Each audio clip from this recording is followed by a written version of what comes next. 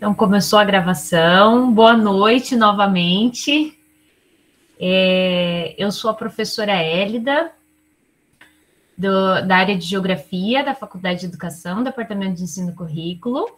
Estou acompanhada aqui na mediação da minha colega, e que a gente divide também a docência compartilhada nos estágios, a professora Denise. Denise, quer dar um oi?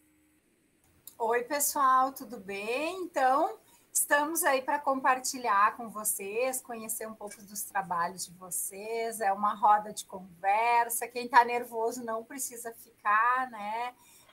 Estamos todos entre amigos, colegas, né? Então, que bom que vocês estão aqui, que a gente possa ter um momento bem bacana de partilhamento de experiências, tá? Então, a Hélida e eu ficamos aí junto, né? Mas a gente também tem alunas nossas que vão apresentar, né? Então, a gente já está fazendo, já atacando essas duas frentes, né?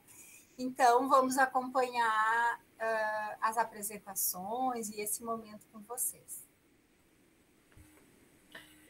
Então, sejam muito bem-vindos e bem-vindas. Parabéns, né, pela iniciativa de se inscreverem para o seminário, um momento importante para compartilhar nossas experiências. Então, lembrando que esse é o 7º seminário do programa de estágio de licenciatura, e hoje nós já estamos na 4ª roda de conversa prevista na programação. E só para título de organização, então, da nossa roda de conversa, cada dupla, né, cada grupo tem 10 minutos para fazer a sua apresentação, e as discussões, as perguntas, elas vão ser feitas ao final de todas as apresentações. Então, já combinei com a professora Denise que nós vamos nos segurar, né, para não ficar comentando, porque a vontade é grande, né, mas para que todos tenham aí o mesmo tempo, também a gente vai respeitar o que está previsto na organização geral do seminário. Então, vou chamar o primeiro apresentador da noite, né, junto com a professora Andréia Dalcin, então o Douglas Machado dos Santos, da matemática, para fazer a sua apresentação. Fique à vontade, Douglas e professora Andréia. Obrigado. Vou compartilhar minha tela aqui.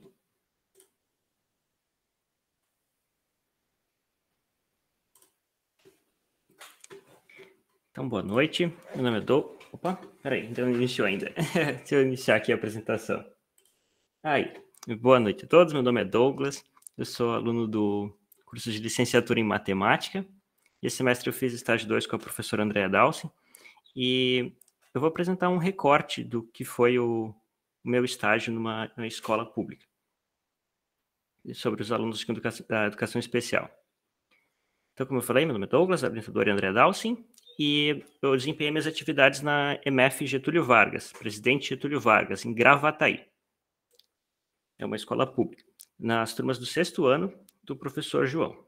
Foram 2 turmas de 6º ano. Então, nessas turmas, a turma era dividida em 2 grupos. Um grupo que estava presencial e um grupo que estava remoto. Quem optou por voltar ia no grupo presencial e quem não queria ficou no remoto. Nesse grupo remoto, haviam 2 alunos com necessidades educacionais especiais. Mas eles tinham um atendimento especializado. Às segundas-feiras, eles compareciam à sala da educação especial para atendimento individual. Então, cada 2 semanas, na verdade, tinha um plano regular e um plano adaptado, né, para esses 2 alunos. Então, a primeira fase, né, foi fazer uma sondagem, escolher informações sobre esses 2 alunos, como que eu iria desempenhar as minhas atividades com eles. Os 2 tinham um diagnóstico de autismo infantil e mais outras coisas em investigação e outros diagnósticos. A primeira que chamou atenção foi a limitação motora, que como eles não conseguiam muito bem escrever ou tinham dificuldades para segurar a caneta, então isso limitava bastante atividades escritas e também atividades de pintar, não podia, por exemplo, ser uma pintura, tinha que ser algo meio marca um X, marcar alternativa. Então, no primeiro momento, a ideia era adaptar um plano regular, né? Mas como assim? Tá estranho essa minha apresentação aqui. Como assim adaptar um plano, né? Como que era essa adaptação? Como ia ocorrer isso? A primeira ideia foi essa, uma atividade assim, marque um X ali na área e marcar alternativas, né? Mas aos pouquinhos isso foi verificando que não, né, vários planos depois, com discussões ia e voltava isso na escola com os alunos, isso não estava dando muito certo, não isso era bem inapropriado para aqueles alunos sujeitos da educação especial, no caso desses dois, bem específico, né? Mas isso gerou uma necessidade de buscar soluções para se trabalhar com esse público, né? Que tive que reforçar a comunicação com o professor deles, o professor João, com a professora Joyce, que atendia esses dois alunos na sala do recurso, marcar reunião, conversar com a professora Andréia, retornar, e tudo isso no meio desse ambiente, dessas limitações que a gente tem da pandemia. Então, tudo em WhatsApp, em reunião em Meet, a coisa não flui tanto, né? Então, tem que ser bem planejado. E constatou-se, então, que os dois alunos não tinham a construção do número. Então, atividades desse tipo não faziam muito sentido para esses alunos, né? Tinha que repensar como que ia fazer isso. E agora, como trabalhar esses conceitos, né? Que são conceitos pré-numéricos. É um público que... Esse foi o ponto chave ali, né? Que chamou bastante atenção. Como que ia trabalhar isso, esses alunos no 6º ano? Não era só adaptar um plano, né? Bom, aí após conversar com a professora Andréia, de ler um pouquinho de literatura, entender um pouquinho o que estava acontecendo, a gente procurou abordar esses conceitos pré-numéricos ali vindo do Piaget. Classificar, seriar, quantificar e comparar. E aí desenvolvemos novos planos de aula, né? Então, a primeira ideia foi algo nesse sentido de classificar. Então, classificar quanto a cor, por tamanho, pequeno, grande, também com formas, se era retangular, oval, triangular, e reproduzir também as formas.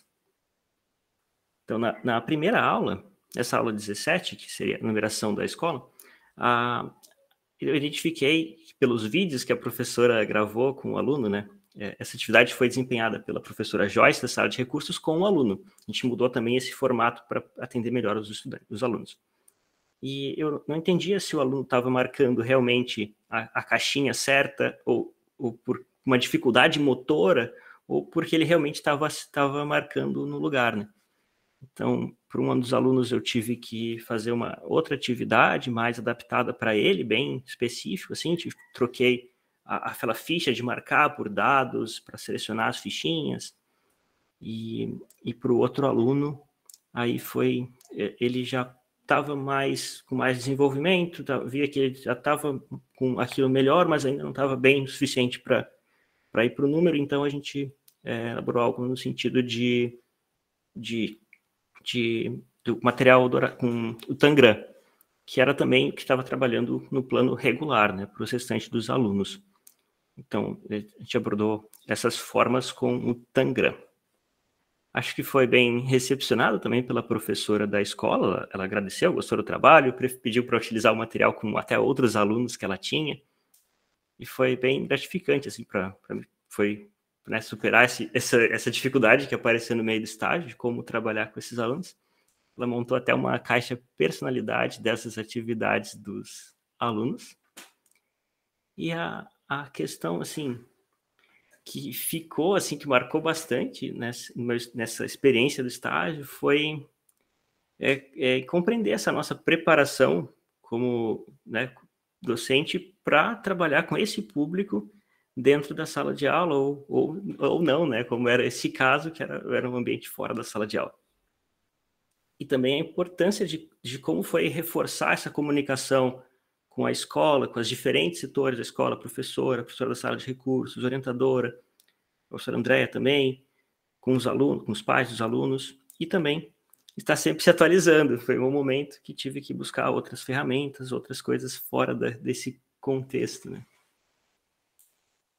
Então, esse era o recorte que eu gostaria de compartilhar com vocês. Muito obrigado pela atenção. Qualquer dúvida, comentários, mais adiante no nosso seminário. Obrigada, Douglas. Então, a próxima apresentação também da professora Andréia e do André Mota, da matemática. Vou compartilhar aqui a tela já. Tá conseguindo ver? Tá abrindo. Certo. Agora sim, tudo certo. Beleza. Eu vim aqui compartilhar um pouquinho também com vocês, fazer um recorte das minhas experiências nessa cadeira de estágio. E eu fui colega do Douglas nessa cadeira, então, o que significa que eu também fui aluno da professora Andréia, né? O jeito que eu decidi fazer essa apresentação, na real, foi primeiro explicar um pouquinho da estrutura de como foram as minhas atividades e depois dividir um pouquinho algumas atividades que eu queria trazer um destaque específico que eu tive ao longo do semestre com os alunos. Para contexto, né?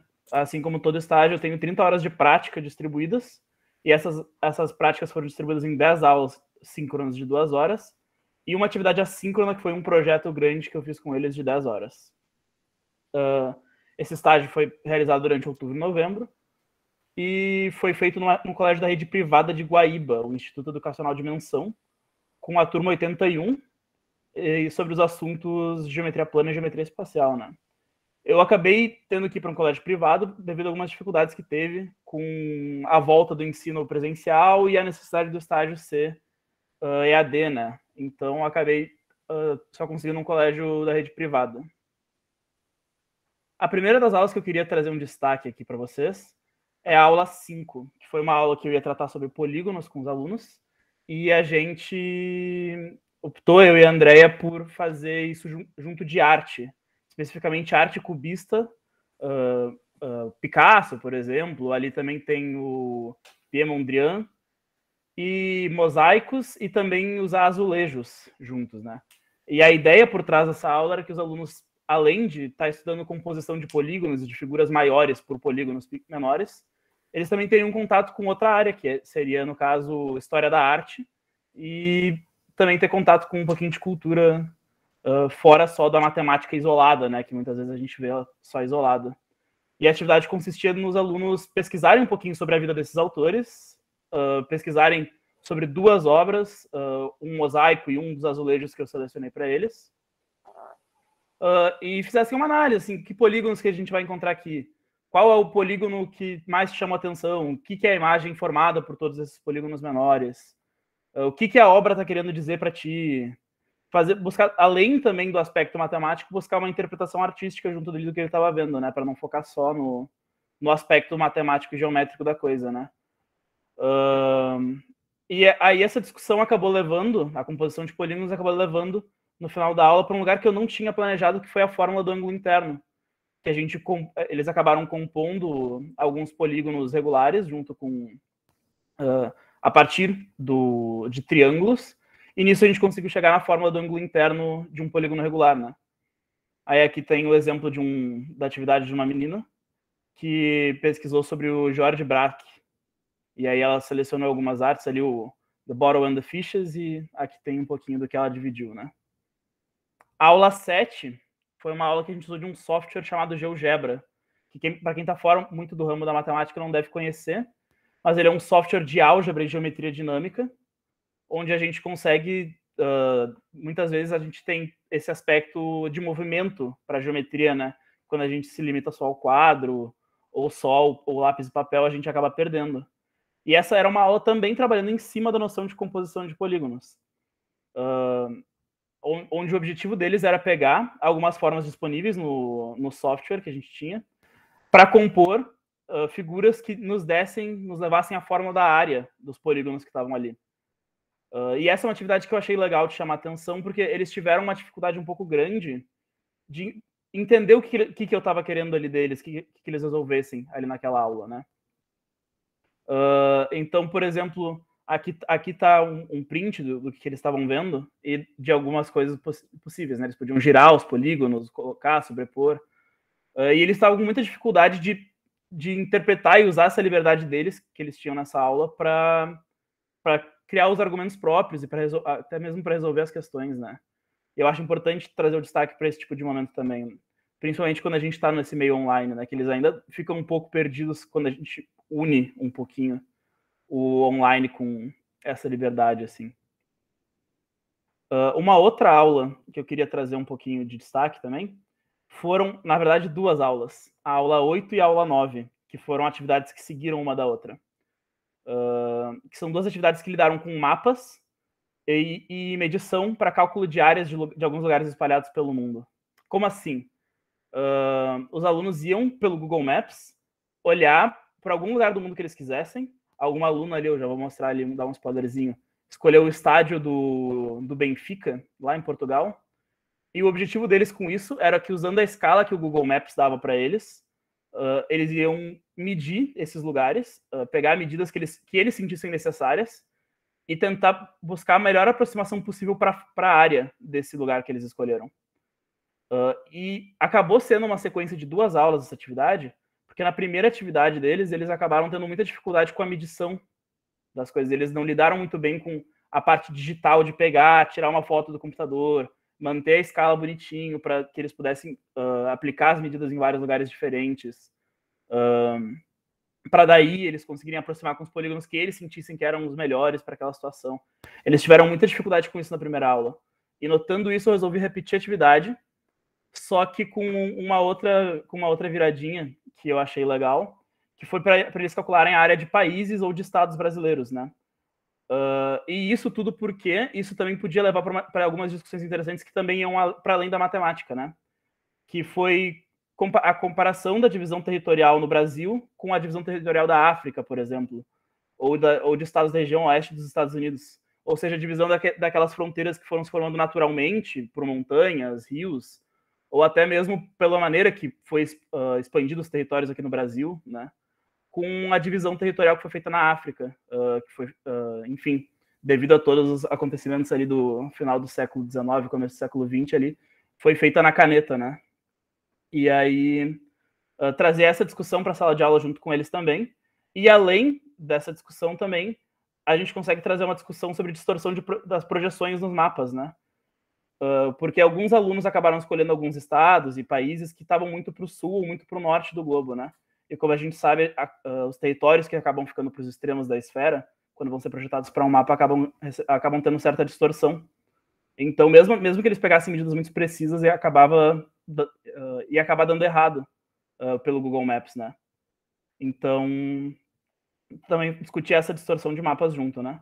Aí aqui tem alguns dos territórios que eles escolheram, e eu quero trazer destaque especificamente para Rondônia, porque uma aluna tendo dificuldade com o computador, acabou indo desenhando o mapa. Ela desenhou o mapa na mão, com a escala também na mão, e foi medindo assim, usando daí, para não precisar ficar dependendo da tecnologia, ela acabou apelando pro lápis e pro papel, e eu achei muito interessante, porque ela não desistiu, sabe? Não é porque ela não conseguiu fazer no computador que ela desistiu da atividade. Eu achei isso muito interessante, assim, e ela, no fim, conseguiu uma área bem aproximada pro estado, assim. Outros alunos também chegaram muito perto, assim, também. E aí, para terminar, eu queria falar um pouquinho do meu projeto assíncrono com eles, né? Foi a única atividade assíncrona que eu consegui fazer com eles. E essa atividade consistia numa pesquisa feita por parte deles, onde eles iam pesquisar sobre uma cultura e as práticas dessa cultura para relacionar com o que a gente estudou de geometria até então, né? E é importante falar que é muito parecido com uma atividade que eu fiz com eles também, na aula 4, que eu acabei não trazendo aqui por questão do tempo, né? Eles escolheram arquitetura chinesa, para falar, né? Cultura chinesa, mas especificamente a parte arquitetônica dela, futebol e balé. Porque acabou que frequentaram muito poucos alunos ao longo do semestre por causa dessa coisa da volta do presencial, que eu acabei ficando apenas com os alunos EAD, então acabou que eu fiquei com pouca gente. E os 3 que participaram do projeto comigo aqui foram os que escolheram esses tópicos. Cada aluno apresentou para os outros colegas dele o que eles encontraram, e teve uma aula dedicada também para que eles pesquisassem um pouquinho junto comigo, para eles poderem tirar dúvidas sobre como pesquisar, algumas coisas que eles queriam saber sobre geometria também. Eu dispus um tempinho para eles sobre isso. Aí eu trouxe aqui para vocês um pouquinho da apresentação de 2 dos alunos. A primeira que fez sobre o balé, que relacionou algumas posições com polígonos, ela encontrou um losango aqui, um quadrilátero. Ela falou bastante de ângulos, né? Ângulo agudo entre os braços, ângulo reto nas mãos aqui em algumas poses. E ela também entrou em alguns aspectos históricos sobre como que se pensava o corpo do balé no espaço do palco e as formas que tu ia fazer com o corpo. Ela também trouxe um pouquinho sobre o balé triádico, que eu achei muito interessante, não vou conseguir falar muito aqui, mas ela foi muito a fundo também nisso. E eu trouxe um pouquinho também sobre que falou sobre a arquitetura chinesa, né? Porque ela conseguiu relacionar não só as formas, tem um redondo, tem um quadrado, mas ela relacionou o uso dessas formas com a religiosidade do povo chinês, da cultura chinesa, e também trouxe alguns pontos específicos que são bem importantes para eles lá, que eu achei legal destacar. É tudo isso que eu tinha tempo para falar, gente. Muito obrigado. E dúvidas ficam para depois. Nós aqui te agradecemos, André. Deu até vontade de participar dessas aulas de matemática, desses guris. E, então, a próxima dupla a apresentar, a Ju Samara, não sei se eu pronunciei correto, e a Alana.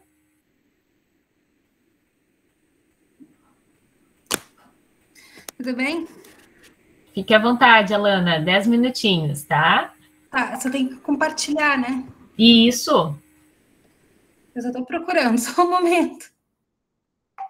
Eu não sei, cadê? Alguém me dá uma dica. É nessa uma bandejinha onde tem um... Uma flechinha, né? Isso. Apresentar agora. Quando tu passar o mouse em cima do lado da mãozinha, vai aparecer apresentar agora. Tá, sim, eu já achei, só um momento. Agora vai rolar, vamos ver.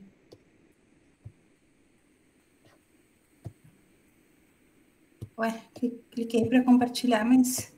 Eu tô perdendo meus 10 minutos agora? Não, fica tranquilo. Só quando tu começar a falar, não te preocupa. Não tô conseguindo cancelar, vamos tentar de novo. Flechinha. Tá, eu coloco isso. Agora foi.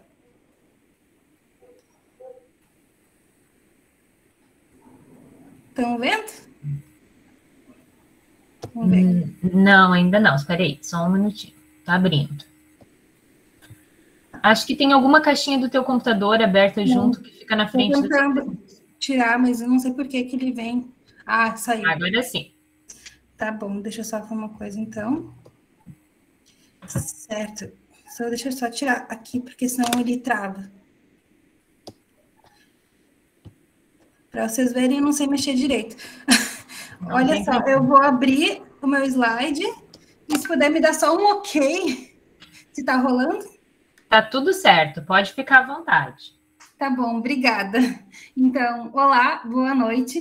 Relatarei hoje a minha experiência de estágio na disciplina de percepção musical do Instituto Federal do Rio Grande do Sul, campus Porto Alegre, na modalidade remota emergencial. Abro com o contexto do curso, do estudante e da disciplina, passando para o relato de experiência e fechando com pontos de reflexão a partir de olhares remotos. O curso técnico em instrumento musical do IFES, criado em 2011, tem caráter de formação profissional, direcionando a inserção dos egressos no mercado de trabalho e também contribuindo com o desenvolvimento da cultura musical. É um curso na modalidade concomitante ao ensino médio, desde 2020, ocorrendo apenas no turno da tarde, o que ocasionou a diminuição do tamanho das turmas, visto que a maioria dos alunos são jovens adultos e alguns trabalham em horário comercial. A disciplina de percepção musical faz parte do eixo de prática apreciativas reflexivas sobre música e o fazer musical, incluindo aspectos perceptivos, estruturais e contextuais relacionados à música, como o desenvolvimento da leitura musical e da percepção rítmica, melódica, tímbrica e harmônica. É neste curso que alguns estudantes desenvolvem a alfabetização musical formal, já que a maioria entra sem ler partitura, o que não é uma exigência para o ingresso nesse curso. As aulas aconteceram com encontros síncronos através da plataforma Google Meet e assíncronos através do Moodle. Os encontros síncronos serviram para a resolução de dúvidas e realização de atividades ao vivo, já os assíncronos para a realização de tarefas, como essas que eu mencionei aí, gravações de vídeo, se não der áudio, questionários, quizzes, jogos virtuais e elaboração de textos. Nesses encontros, tiveram muitos outros conteúdos e atividades interessantes, porém, eu vou relatar hoje somente um encontro síncrono que servirá como amostra de pautas relativas ao ensino remoto. O encontro remoto e síncrono, no dia 7 de abril de 2021, foi com a turma de percepção musical nível 2, composta por 3 alunos, mas compareceu somente uma aluna.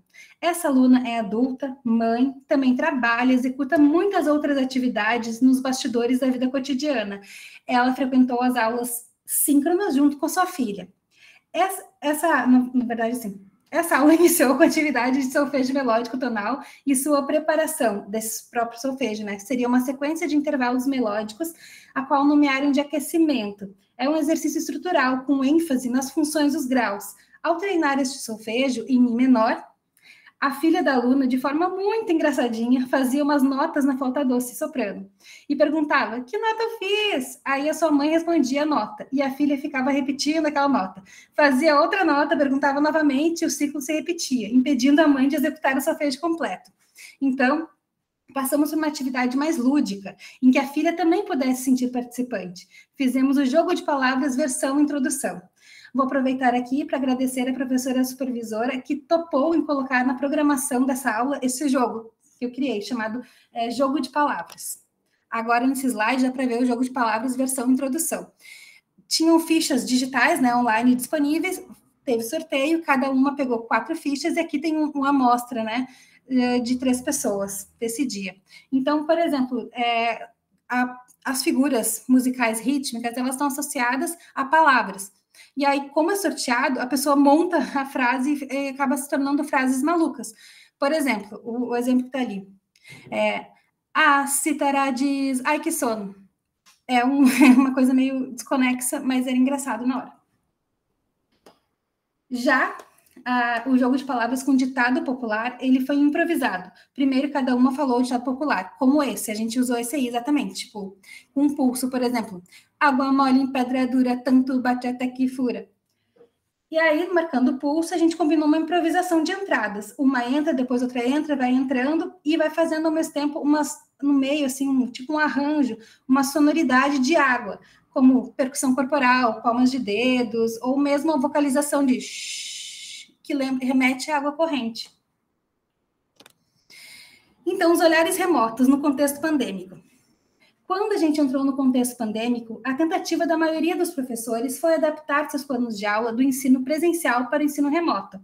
Essas adaptações dizem respeito principalmente à metodologia, pois as atividades em grupos e trocas imediatas no jogo da aula são difíceis de serem realizadas. O ensino tornou-se mais individualizado, cada aluno estuda e pratica sozinho em sua casa. Um dos desafios nesse formato de aula é criar estratégias que proporcionem mais interação humana entre a turma. No virtual, tudo é mediado através de projeções virtuais, literalmente, na dimensão mental. E, automaticamente, a experiência a partir do corpo físico fica em segundo ou em último plano. Partindo da premissa de que a aprendizagem passa pelo corpo físico, então, como incluir a experiência corporal nas aulas virtuais? Acredito para os alunos jovens adultos seja importante motivar o aluno, ofertar o conhecimento e permitir que ele possa ser acessado em outros momentos, Porque ele pode estar trabalhando, estar com essas tarefas dos bastidores da vida cotidiana.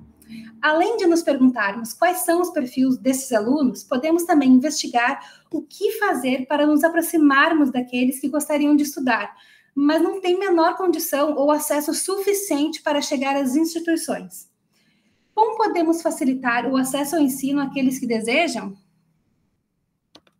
Parabéns ao IFES, 112 anos do campus de Porto Alegre e 10 anos do curso técnico Instrumento Musical. Aconteceu recentemente, semana passada. Essas são as minhas referências do plano pedagógico e o site. E agradeço pela atenção. Muito obrigada, Lana. Estamos aqui, eu e a Denise, nos segurando, né, Denise? Uma apresentação melhor que a outra. Então, o próximo são as nossas alunas da Geografia, Mariana e Elisandra. Fiquem à vontade. Certo, boa noite, gente. Vou fazer aqui o compartilhamento.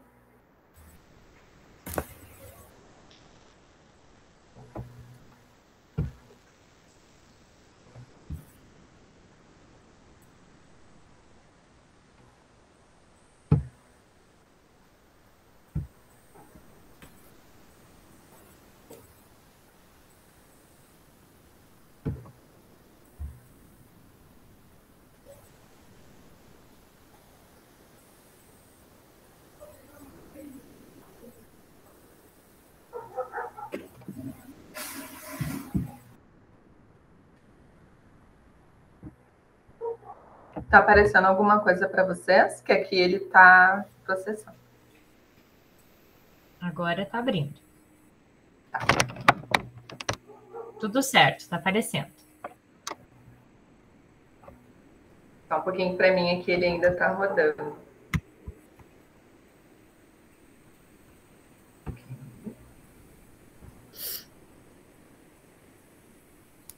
Ele está aparecendo pequenininho ainda.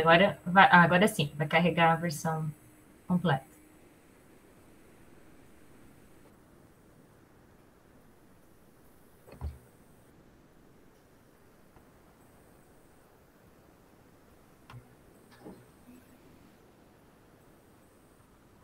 Boa noite, pessoal. Eu sou a Elisandra. Realizei esse estágio juntamente com a minha colega Mari, né? Fomos orientadas justamente pelas professoras Denise e Hélida. E o nosso relato é sobre o ensino de geografia com jovens e adultos na Escola Municipal Porto Alegre. Pode passar, Mari, por favor. Então, o estágio ocorreu na EPA, né, como nós chamamos a Escola Porto Alegre. Ela foi fundada em 1995, então há 26 anos. E ela recebe alunos, como eu já falei, do EJA, mas em situação de extrema vulnerabilidade social. São alunos ou em situação de rua, ou que têm uma moradia, mas a partir do programa Aluguel Social do governo federal. Então, atualmente, a escola conta com 120 alunos e vale ressaltar o local de resistência que é essa escola, né? Já por receber um público bastante diferente do que estamos acostumados a encontrar nas escolas, né? Ela é um local acolhedor para esses alunos que podem tomar banho, se alimentar, né? Das alunos. E também a resistência, porque desde 2014 ela vem enfrentando ameaças de fechamento pelo governo municipal, né? Porque é uma escola municipal. Pode passar. Então, são as seis totalidades do ensino fundamental que esta escola oferece. Os alunos dos anos iniciais, que são as 3 primeiras totalidades, estudam pela manhã e à tarde as outras 3 totalidades. No contraturno, essa escola também oferece oficinas de trabalho artesanal, como de cerâmica e cartonagem, né? E esses alunos, esses estudantes, na verdade, a escola, a gente acaba esquecendo, né? Mas a gente sempre tenta falar estudantes, e a escola também tratam seus estudantes como estudantes e não alunos. O nosso estágio ocorreu junto à turma T4 da EPA, então seria um 6º ano, 7º ano do ensino fundamental normal, né? Nós não tivemos orientação de um professor de geografia por ele estar afastado por questões de saúde, No entanto, fomos bem orientadas pela coordenadora pedagógica, com formação em História, e fomos orientadas por ela, e é uma política da escola, né, uma política pedagógica da escola, nós sempre darmos preferência por trazer conteúdos a partir das vivências desses sujeitos, que tem bastante, uma carga bem grande já de aprendizagens, né, fora do ambiente escolar. Pode passar, Mari.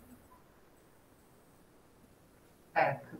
E, então, dando continuidade, né, nesse processo de construirmos todas as atividades do estágio baseada nessas vivências, né, desses estudantes, as nossas atividades também foram planejadas, né, considerando a docência compartilhada. Então, isso também é muito legal de poder ter, né, duas pessoas ali preparando 2 olhares diferentes, né, sobre esse espaço, né, e também vivências diferentes sendo ali trocadas. Então, isso também agrega muito para o nosso planejamento e para a nossa execução também, né, de todas as atividades com a escola. E o estágio, então, ele foi desenvolvido a partir, né, de um formato híbrido na escola. A escola já tinha, né, retomado parte presencial, né, das atividades, mas nós ainda continuamos com o formato, né, o ensino remoto. Então, o nosso estágio foi todo virtual e com o uso da plataforma Meet. Foram 3 encontros, e esses encontros eles foram limitados, na verdade, também por questões de tempo também, porque além, né, das atividades da universidade, a gente também tem atividades fora da universidade, então para conseguir combinar todo esse tempo, né, de poder estar com os estudantes, também poder fazer todo o processo de planejamento, enfim. Então a gente conseguiu fazer 3 encontros, mas foram bem ricos. E também todos esses encontros eles foram planejados com início, meio e fim para cada aula. Então, a gente, por exemplo, não podia fazer uma atividade que tivesse que continuar necessariamente na outra aula. Por quê? Porque uma própria demanda da escola é que as aulas tivessem todo esse planejamento de início, meio e fim na mesma, porque lá os estudantes eles podem ter um processo de alternância ou muita rotatividade, podem entrar um aluno novo a cada aula. Então, para que ninguém fique perdido, né, tem essa proposta. Então, a gente conseguiu se planejar desse modo. Foi um certo desafio pensar assim, mas conseguimos fazer um planejamento baseado, então, nesse pedido. E aí, conversando a partir do primeiro encontro, nós tínhamos uma proposta inicial baseada no encontro prévio, com a coordenação, com reuniões. Então, a nossa ideia era trabalhar com uma outra temática, mas com a escuta, né, com a receptividade dos estudantes. A gente acabou entendendo que o interesse deles era pelo conteúdo que abraçasse, então, mais a cartografia. Então, nós decidimos dar continuidade, então, com o conteúdo de cartografia, e a partir da cartografia a gente decidiu trabalhar com conhecimento de mapas, né, principalmente usando o cenário de Porto Alegre, que é um cenário conhecido por eles, então trazendo mais familiaridade, mais apropriação, né, do lugar, do território, e também trabalhamos com questões de localização geográfica, né, usando coordenada geográfica, com atividades lúdicas também. E isso foi super interessante, assim, porque nós conseguimos levar essa geografia, né, que nós aprendemos na academia, mas a gente pôde experimentar uma geografia vivida por eles e uma troca muito rica e muito intensa, e uma vontade de compartilhar, uma vontade deles de compartilhar esses saberes. Então, nós construímos todas essas atividades juntos mesmo. Acho que essa palavra foi, assim, uma construção coletiva de verdade, porque foi muito intenso. Né? Então, todas as trocas. E nós utilizamos, então, apresentação, né, virtual, assim, com materiais digitais, e também materiais impressos para que eles pudessem interagir lá no espaço deles, né, físico, junto com a gente no momento da aula. E também foram utilizados alguns outros recursos, algumas outras ferramentas, né, para poder deixar a aula mais lúdica, como o Padlet, que a gente conseguiu fazer ali, construir algumas rotas, né, no território ali que eles conhecem, próximo à escola. E nas impressões, então, né, que nós sentimos, tanto nos sentimos marcadas, né, e também como nós nos vimos marcantes neste espaço, foi o sentimento de desafio, né, nesse terreno de incerteza, quando tudo começou, e então a gente percebeu, né, como era importante a gente conhecer mais sobre esse espaço e se preparar melhor. E essa própria variação, essa alternância, né, dos estudantes que poderia acontecer, na verdade, a gente conseguiu ter um número de estudantes fixos nesses 3 encontros, que nos ajudou também a conduzir bastante, né, o conteúdo.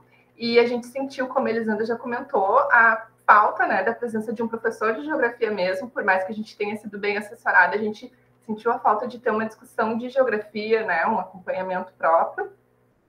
E sentimos, então, a importância de ter o jogo de cintura, né, justamente porque ali a dinâmica, tanto para o formato de aula, né, onde a gente está aqui atrás do computador e eles estão num formato híbrido, e em alguns momentos eles usam os Chromebooks, em outros momentos não, então até de como conduzir, né, os alunos, assim, os estudantes, na verdade, né, a gente cuida assim para usar essa palavra, como conduzi-los durante a aula, também isso foi um desafio grande, mas a gente foi respeitando alguns tempos e alguns processos, isso foi super importante para a gente também. E, né, trazendo então como consideração final, para essa questão desse terreno desconhecido, então, desafiador, o que é importante, né, principalmente quando a gente vai trabalhar num espaço educativo diverso, que é um espaço diferente do convencional. A gente conseguir se organizar, ter uma preparação, né, ter uma boa orientação também. Nós contamos com professoras, né, que puderam nos dar uma boa orientação, tanto na disciplina de estágio, quanto também lá na escola, e, né, conseguir ter referências a partir de leituras, né, se preparar o diálogo, a organização da própria dupla, né, nessa docência compartilhada, para que a gente conseguisse levar esse trabalho conectado com o que era a demanda da escola. E houve também bastante envolvimento do grupo, isso foi super legal, porque eles realmente se sentiram tocados e se sentiram atuantes, né, construindo junto e querendo mais, e a gente também acabou sendo, né, atingida por esse entusiasmo. E é uma pena que a gente não tenha tido tanto tempo para ficar assim com eles, mas o tempo que nós conseguimos, ele foi super importante. A gente conseguiu ver um sucesso aí no que a gente pensou, né? Um aprendizado muito grande para esse nosso momento de formação docente, pensar na nossa atuação, né? Logo mais que a gente vai estar se formando. E fica também uma sugestão, assim, para esse espaço em especial, mas para outros espaços, né, voltados para essa educação, né, de espaços educativos diversos, o fortalecimento da caminhada para a inclusão digital, porque os estudantes se interessam, né, e se a escola tiver algum recurso, né, a gente conseguir trabalhar com alguma coisa que seja dentro desse processo de inclusão digital, porque a gente está num momento que, né, tudo é inclusão digital, é super importante. Então, essas são as considerações finais. Aqui ficam nossas referências e nosso agradecimento, então, pela atenção de vocês. Muito obrigada, Mari, Elisandra. Então, a próxima dupla, a professora Graciele e a Kim. Fiquem à vontade. Vou abrir aqui.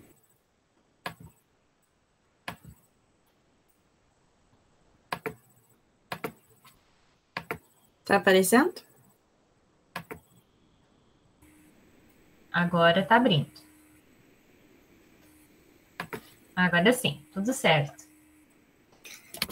Então, meu nome é Kim, eu faço pedagogia e meu estágio é da área de educação especial com as professoras Graciele, que está aqui, e a Liliane, que também.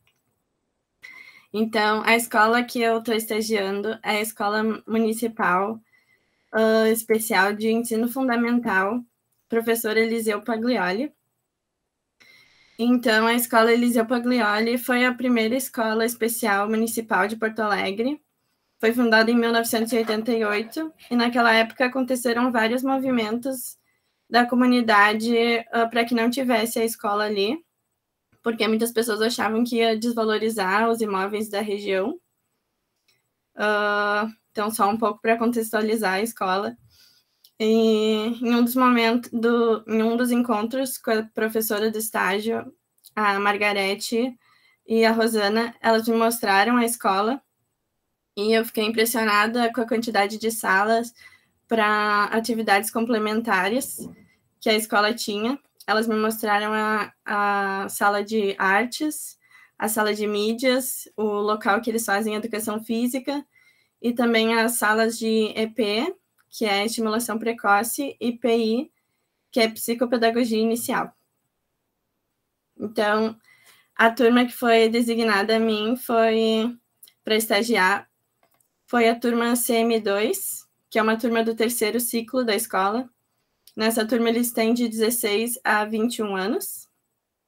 Era uma turma de 11 alunos. Desses 11 alunos, 10 eram meninos, só tinha uma menina. E apenas 5 desses estudantes estavam indo nas aulas presenciais. Como desses 4 estudantes, nenhum conseguia usar a máscara, as professoras estavam recebendo só um aluno por dia. Mas agora eles já estão recebendo até 3 alunos por dia. E por conta da pandemia, são enviados para as casas dos alunos kits para que os estudantes possam fazer atividades, mesmo sem ter que ir presencialmente na escola.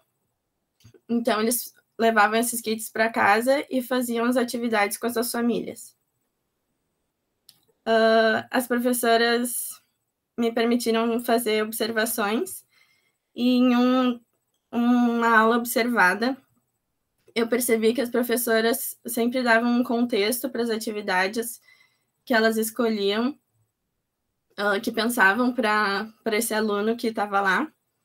Eles estavam trabalhando já antes de eu começar a observação os animais, e as professoras perceberam que esse aluno se interessava muito pelo leão.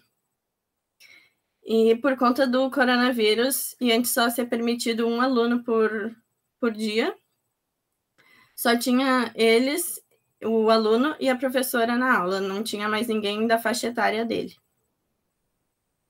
Eu também não tenho como saber como seriam as aulas se tivessem todos os estudantes presencialmente, mas as professoras falaram que sempre é melhor quando tem mais de um aluno, porque aí eles conseguem interagir uns com os outros. E também, como só era permitido um aluno por vez na sala de aula, esse aluno estava indo apenas nas quartas-feiras, e o dia da educação física era nas quintas-feiras, então ele não estava mais podendo ir na educação física, e as professoras falaram que ele estava desenvolvendo muito. Mas por conta da pandemia, infelizmente, só o aluno de quinta-feira que podia ir na aula de educação física. As professoras também me mostraram que para os alunos cegos eram feitas algumas modificações nas suas atividades, ou colocavam uma lixa em cima de algum desenho, ou barbante em volta das atividades, para que eles conseguissem, com o tato, saber o que era. E foi muito bom pro meu estágio eu ter essa observação, para eu saber como é a prática, porque às vezes a gente só aprende a teoria e a prática a gente não sabe como é. Então, aqui é a atividade que eu fiz para o kit, do período de 18 de outubro a 29 de outubro.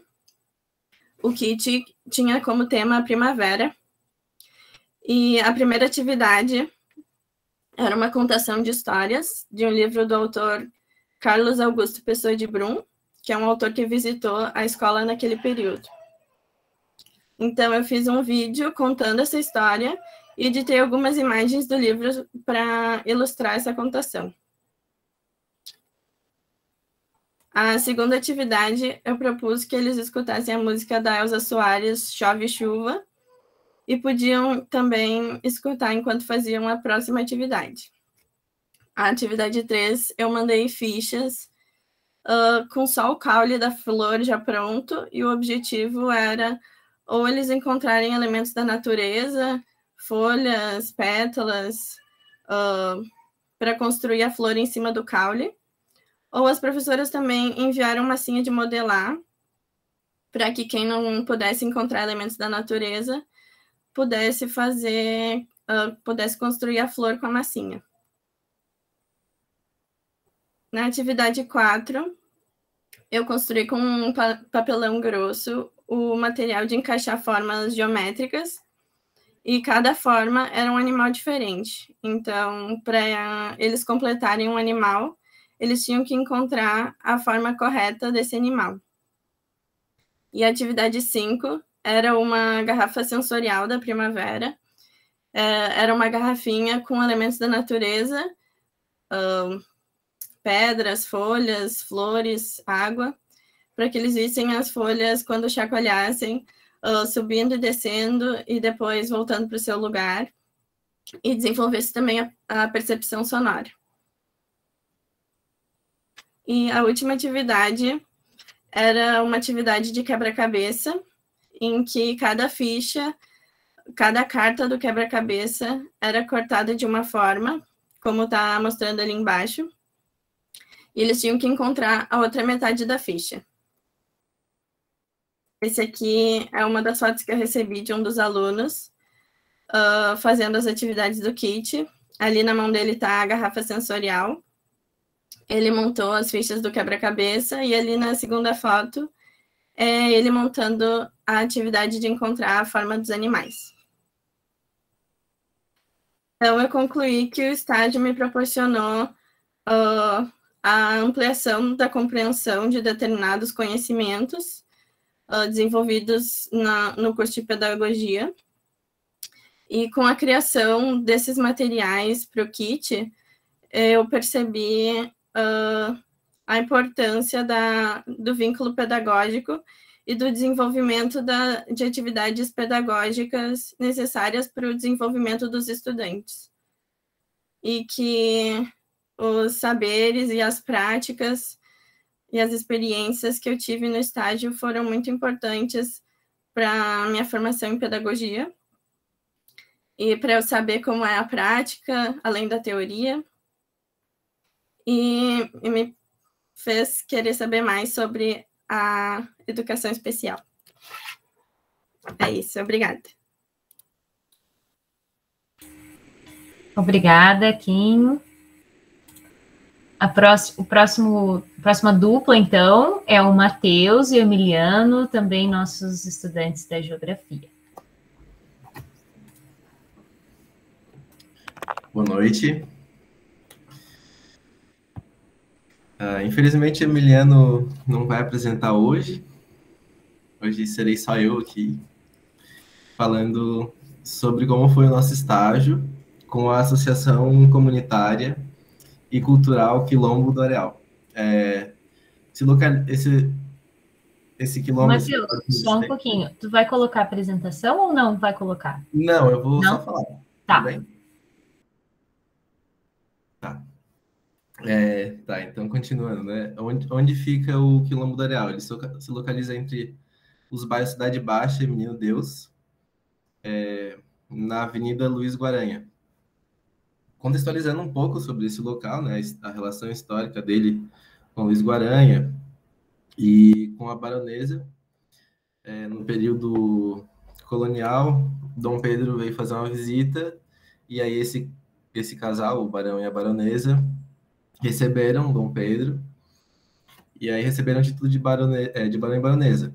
Como na época ainda não tinha sido aterrada ali na região, era muito próxima do Guaíba, então tinha bastante areia, era uma praia, né? E aí Luiz Guaranha foi um caixeiro viajante que acabou alugando esses locais para essas pessoas que já estavam ali, né? E a gente chega nesse presente, então, onde o Quilombo teve algumas pesquisas antropológicas para certificar que era um quilombo, né? Conseguir autorização a nível municipal e federal. Bom, indo agora sobre como que a gente chegou nesses alunos, né?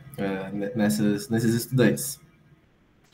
A FAB, que é líder comunitária, fez a ponte entre a mãe e nós que somos estagiários. A gente pegou o contato desses estudantes e teve que conversar pelo WhatsApp, conversar com as mães primeiro, para depois conseguir chegar nesses estudantes, né? Então, eu e o Emiliano, no caso, a gente se encontrou pessoalmente porque todos os outros encontros por escrito que a gente tentava marcar não estava dando certo. Aí a gente ligou, a gente se encontrou pessoalmente, eu e ele ligamos para cada um dos números e marcamos dia e horário com cada estudante, porque não tinha jeito, teve que ser assim. E a gente decidiu como primeira atividade um exercício de imaginação e descrição, que na geografia o conceito de lugar, como Milton Santos colocou, está atrelado a uma relação de afeto com o local. E nesse exercício de imaginação e descrição, a gente pede para que eles descrevam um local que esteja na cabeça deles, que eles tenham uma certa lembrança, né, positiva ou negativa. E nessa atividade, eu e a Emiliana tínhamos ficado com 3 estudantes. O primeiro não compareceu, e aí ficou uma menina e um menino, os dois, ambos com 12 anos de idade. E numa das experiências, né, o menino levou a gente pro Tesourinha, que é um ginásio que tem próximo ao quilômetro onde ele mora. E ele falou que estava suado, que não tinha vento, não tinha sol porque estava dentro do ginásio, mas ele escutava o barulho da chuva batendo no telhado. E já a menina, ela contou pra gente sobre uma praça que ela ia com um avô. Esse avô que mora no Uruguai, e é uma das únicas experiências que ela tem com esse avô. Ela não sabe onde fica a praça, mas disse que sentia cheiro de hospital. Então a gente imagina que seja aquela praça entre o Marista e a Santa Casa, né? E a forma como ela trouxe isso, que sensibilizou a gente para entender sobre a relação afetiva com o local, né? Então, acredito que esse tenha sido o conceito mais importante, do meu ponto de vista, que a gente trabalhou dentro desse estágio. E com a modalidade desse estágio de não formalidade, a gente não tem o intuito de complementar o que a escola traz como conteúdo, né? Claro que a gente pode, sim, criar algumas pontes e conversar os conteúdos, mas essa não é o nosso propósito, né? Não é o propósito dessa modalidade. E o que a gente pode aprender no final, com todas as expectativas que a gente tinha no início, de vamos trabalhar leitura, vamos trabalhar escrita, vamos trabalhar localização, tudo isso, vamos trabalhar, vamos fazer atividade, vamos pedir para ela entrevistar, e aí a gente queria foto do caderno, queria saber o conteúdo da escola, mas isso é tudo expectativa, e nesse estágio não adianta vir com uma expectativa com relação ao conteúdo. E essa é a parte mais positiva desse estágio, essa quebra de expectativa e o local onde a gente chega, né, o ambiente de troca faz com que a gente aprenda muito mais do que ensine nessa modalidade, né? Já começa por aí. E pela intenção, né, dessa modalidade de estágio, a gente acaba criando também uma relação afetiva com o estudante. Só a menina ficou até o final com a gente, então a gente desenvolveu algumas conversas sobre comidas e ditados populares, e sempre brincando, sempre rindo, sempre se divertindo, e a gente aprendeu muitíssimo, assim, com essa jovem, com essa estudante, de uma maneira que a licenciatura não vai ser mais a mesma depois desse estágio. É uma coisa que eu e a Emiliana, a gente afirma conversando na apresentação desse estágio, com a turma também foi perceptível, né? Todas as duplas encantadas em fazer esse estágio. E concluindo, então, sobre o que foi aprendido, é que essa educação não formal, de maneira geral, ela não serve para complementar o que a escola trabalha, mas serve principalmente para a gente ter uma percepção mais humana da profissão, né, de professor. Muito obrigado pela atenção de todos e estou aberto. Obrigada, Matheus. Então, nós fechamos os grupos previstos, né, para apresentarem na noite de hoje. E a partir de agora, então, a roda está aberta, né? Vamos circular as perguntas, os comentários. Então, vamos aproveitar esse momento para estabelecer essas trocas. Fiquem à vontade para abrir o microfone ou para fazerem as colocações pelo chat.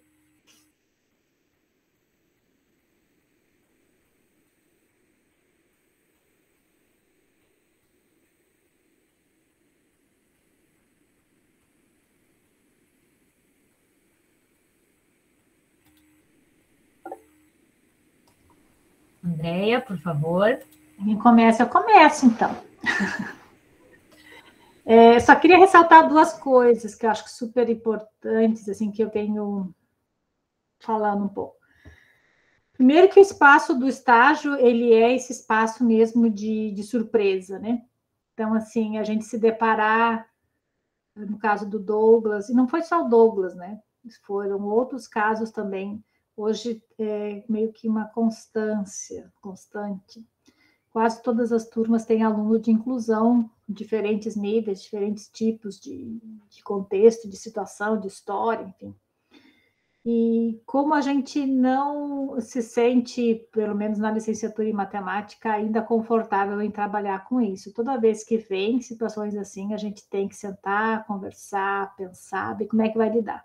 Por isso que eu achei importante o Douglas vir trazer esse depoimento, para chamar a atenção da necessidade que a gente tem de discutir mais isso nas licenciaturas, tá?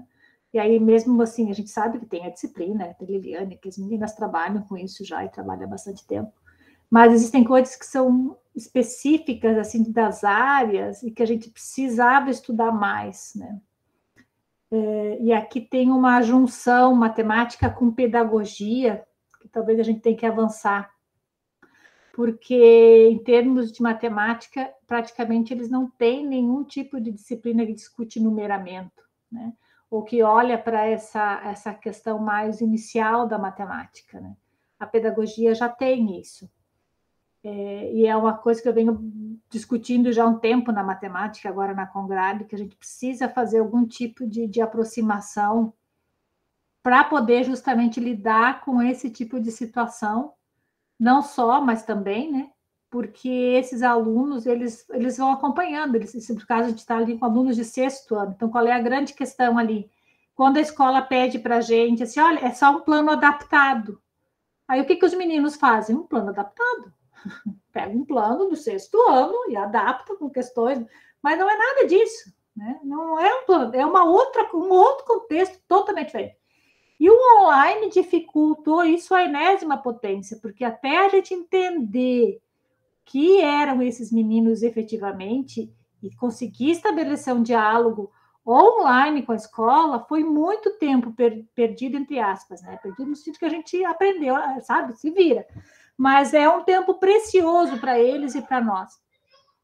E aí vem a segunda questão que eu queria demarcar, assim, que tem me preocupado um pouco, e eu venho falando isso em todos os lugares que eu estou, inclusive na mesa da semana passada.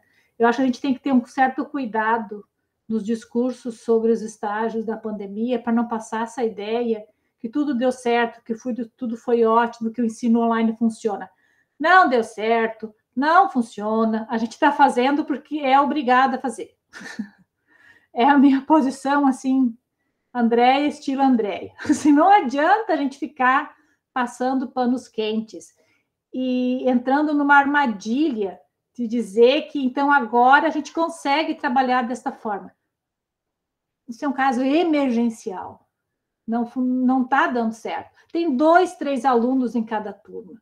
Normalmente nós teríamos 30. Tem 2, tem 3. As dificuldades, o diálogo não é tranquilo. Sabe? Então, acho que assim, deu certo. Bom, dentro do possível, conseguiu-se cumprir. Mas dizer que foi uma maravilha, que superamos todos os desafios, que aprendemos muito, não. Por isso que eu fiz questão de trazer os dois, assim, para mostrar um pouco isso, sabe? Consegue se fazer? Se faz o possível. Tem dificuldades muitas. Tá? Então, O caso do Douglas é esse. E do André também, assim, e também, por outro lado, a matemática tem uma vantagem, a gente lida bem com tecnologias, né? É uma característica dessa área. A gente tem muitas ferramentas que já eram da tecnologia que favoreceram que agora a gente encontrou outros usos para ela e outras formas de fazer, que é o caso do André ali, né? Então, pode ver que são coisas bem criativas e tal, porque também tem muitas ferramentas que favorecem, que se fazia no presencial e que se faz também no online. E que aí vem, por último, que eu quero falar, depois eu me calo, que a escola precisa da gente lá. Sabe? Esse negócio de ficar a gente aqui olhando e tentando dizer para eles como é que faz, não funciona. Eles precisam. Quanta coisa de matemática que esses meninos que estão aqui, outros meninas, meninos, dominam, que nós não dominamos, que a escola não domina, e que eles podiam estar mais próximos ajudando. E eles, muitos deles manifestando interesse de querer estar mais próximo, de querer estar mais junto e tal. Então, eu queria deixar essa colocação, que é algo que a gente vem discutindo, e também agradecer aos meninos pela disponibilidade deles, né? Os outros, tem vários que estão todos atuando como contrato de emergência no Estado, então eu não consigo mais aluno para a bolsa, eu não consigo mais aluno para vir para cá, porque eles estão trabalhando, inclusive eles, né? Seus dois também estão, de contrato no Estado. Então, a matemática tem mais essa situação agora. Eles estão praticamente 40 horas como contrato na escola. Então, é um estágio realmente muito atípico, eu queria deixar esse registro aqui. E parabéns ao pessoal da música, da geografia, pelas superações e pelos desafios, e, ao mesmo tempo, também pela clareza, né, que a gente precisa ter de lidar com isso. Enfim, muito legal, muito criativos, muito bom. Obrigada. Obrigada, Andréia. Certeira nas colocações. Liliane. Oi, gente, boa noite. Eu falo depois da minha co-irmã, Andréia. Nós somos parecidas em jeito, em cara e em discurso. Então, assim, estou de pleno acordo com o que a Andréia disse aqui. Eu sou a professora Liliane, da Faculdade de Educação, junto com a Graça, aqui em algumas meninas, andamos pela escola especial nesse semestre, e quando a gente fala de inclusão, é óbvio que para a gente toca demais, e eu acho que o relato de vocês aqui faz a gente imaginar cenas, né, e inclusive as dores físicas que nos tocaram esse tempo de pandemia, das impossibilidades, dos limites, do fosso gigante que separou mais ainda estudantes das escolas públicas, das escolas privadas, estudantes com deficiência, de estudantes sem deficiência, enfim, acho que as marcas da segregação e da exclusão foram aprofundadas, muito. E nós vamos ter que correr de algum jeito para que o tempo, não que a gente recupere, porque é impossível, mas que a gente dê conta de acalentar, de acolher, de reconhecer qual é o caminho nessa volta presencial, porque não adianta na volta presencial fazer de conta que não tivemos 2 anos de ausência e que a gente vai ter que dar conta da listagem de conteúdos para aprovação, daquilo que a gente chamava de normalidade tão transversa e que agora, então, não cabe mais, não tem espaço. Então, acho que vocês, assim, estão de parabéns por estarem aqui, vocês e os colegas que concluíram o estágio, concluir uma atividade de estágio nesse formato, é uma tarefa importante, necessária, de estar mesmo remotamente próximo desse contexto das escolas, que foi um contexto muito frágil. E como diz Andréia, não foi bom, não está bom, e os estudantes estão dizendo isso, né? Acho que vocês estão dizendo a necessidade da volta presencial na universidade. Nós temos brigado por isso, obviamente temos todos consciência da situação da pandemia e de que, né, não somos irresponsáveis, mas que a universidade não pode ficar longe do que está acontecendo nas escolas. Então, tanto que os estágios do próximo semestre, né, grande parte dos estágios voltarão presencial. Essa é uma questão, né, do contexto de quanto nós vamos ter que saber ser professores na volta presencial nas escolas. Saber que essas crianças vão querer, sim, ralar o joelho no pátio, vão querer o tempo do encontro, vão querer conversar muito, e tudo aquilo que era negado, então, agora, né, vem com a flora de um jeito muito grande.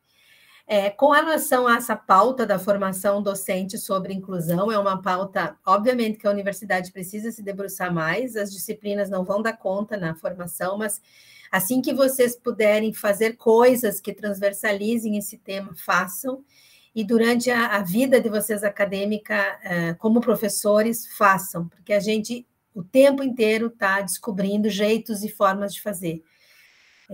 A gente já teve alguns alunos, por exemplo, como o colega trouxe, com TEA, com transtorno espectro autista, cada um diferente do outro, cada um com o seu jeito da gente trazer ele para a sala. Óbvio que tem traços clínicos, diagnósticos e tal, mas que para a docência ele não é tão relevante como a subjetividade, a relação com o sujeito. Cada um deles vai nos ensinar o jeito de fazer, cada um vai nos dar o seu tempo. Então, a gente estuda, a gente entende a dinâmica, a gente pensa em processos metodológicos e tal, mas o primeiro ponto é estabelecer o vínculo, o acolhimento e entender que aprendizagens podem se dar de formas muito diversas, múltiplas, né? E a gente poder enxergar essas aprendizagens. Então, fico muito feliz da Corlicem promover esses encontros. A gente cruza pelos corredores, mas sabe muito pouco um do outro, né? Do que os cursos fazem, enxergar os cursos.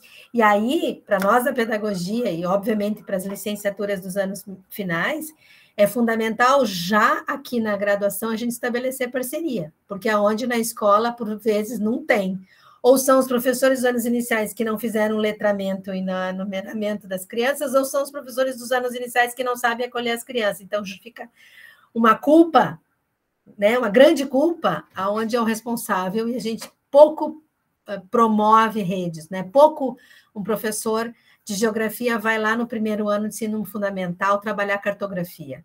E pode e deve fazer isso. Enquanto o professor do letramento lá nos anos iniciais vai lá no 7º ano pensar articulações de produção de língua. Então, acho que a gente tem que aprender a fazer isso, né? Nós temos expertises nas nossas áreas, mas nós temos que compor. Se a gente não compor... E, por fim, também, para me calar, como diz André, para me calar depois... a nossa experiência na pauta da educação especial é uma experiência que não trata a inclusão como território, como um lugar. Por isso que no nosso estágio a gente experiencia a escola especial, como a Kim experienciou. É um espaço tão produtor de conhecimento como qualquer outro espaço. E os processos de inclusão e exclusão se dão nos dois espaços. Então, a gente acolhe a temática da inclusão transversalizada dentro do espaço escolar, seja ele qual for, mas que olhe para o sujeito sem limitação, sem definir até onde ele vai, e que com investimento. Então, fiquei muito feliz de ouvir vocês, e espero que a gente possa se encontrar brevemente. Ainda não sei se vocês estão no estágio 2, ou 1, ou 2, se tem mais para fazer, ou se estão terminando, mas que o próximo semestre, no pátio da FACED, a gente, de alguma forma, se encontre por lá. Obrigada, gente.